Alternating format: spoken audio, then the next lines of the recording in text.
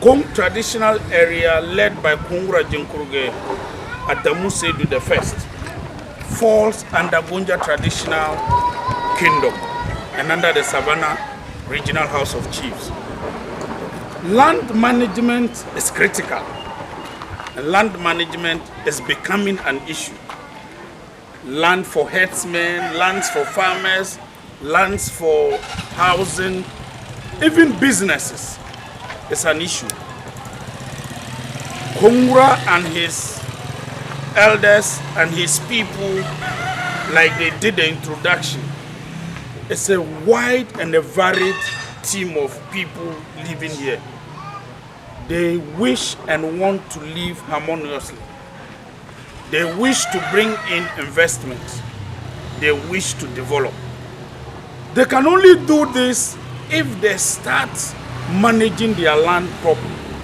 And if they start managing the land by basically documenting land transactions and other things that are related to land.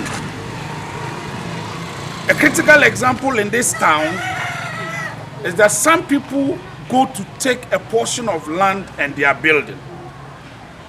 When Jindabora asks them, they say, no, Kongura gave it to us. Because Kongura went to Kong from Jindabora. Because Kongura is Jindabora's king and paramount chief, he cannot go and challenge or go and ask. But there's no document to that effect. If they don't manage it well, it's going to create a problem between Kongura and Jindabora. So today, in support from OSL and the Ministry of Lands, the people of Kong and Kong traditional area are seeking to start a secretariat that will support them to basically manage, document, and keep records on their land transaction. This is a step ahead that Kong is moving. Land is really a problem. And we are lucky we are having this office in Jindabor town, even though we have a lot of communities around or in Kong Kingdom. Kong is the capital. But why we brought the office here is just because maybe we don't have light in Kong, and the office needs certain facilities that we cannot use in Kong. That's why we're having the office here. I want to assure you people that maybe by the close of the year, inshallah, we may have light in Kong. The office will be transferred to Kong as the capital. Yes, people go about building rampantly without asking for permits.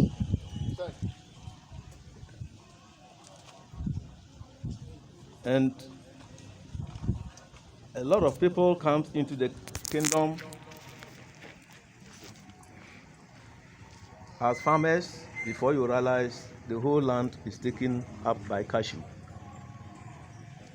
And today, there are certain areas in Kong Kingdom you go, they won't even have land to plow for maize. I'm not even talking of guinea corn or yam. People are taken into cashew. You go to talk about cashew, they will either tell you it didn't fruit well, they won't contribute anything for the landowners, and it means that that piece of land has been taken over from you, just like that. If you talk, they may say you are using your chieftaincy power, that he has toiled and suffered on the land and has put in his cashew and you want to take something from him. Meanwhile, that piece of land does not belong to him. He came in as a settler. He came in as a farmer. Anything you want to do, they will tell you human rights. It means you, the chief, you are not a human being. But the farmer is a human being. Nothing can happen to him. Human rights will not allow you. If you put up a building without a document, just count yourself out. Know that the building does not belong to you. You either have to come and reacquire it and get a proper document for it. This secretariat was not established by the administrators to land. It's an office for the traditional area, established by the chiefs and people of this area. The Customary Land Secretariat, the concept as was envisaged under the Land Administration Project, okay, was set out to do a lot of things. And key among them, I'll just mention about one or two, is to serve as the link between the people on the ground and other land sector agencies such as the Lands Commission. But more importantly, it was noticed that before the Customary Land Secretariat was established, record keeping was one of the major problems in land administration within the country. So you have issues where boundaries in the past were defined by trees and sometimes rivers or streams.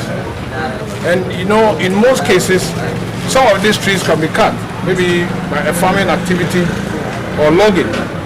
And so something that used to be the boundary between one person and another person, in the future, when the tree is no more there, it becomes a problem. And most land transactions too were done by word of mouth, by oral agreement. And you see, these are things that are not sustainable in the future when the future generation are not privy to this information. And so it brings a lot of conflict between individuals, sometimes between families, even between stools. And it leads to conflict. Some of the issues end up in court. Sometimes, you know, it can even result, if you listen to my speech, it can sometimes result in violence that can lead to loss of life and property.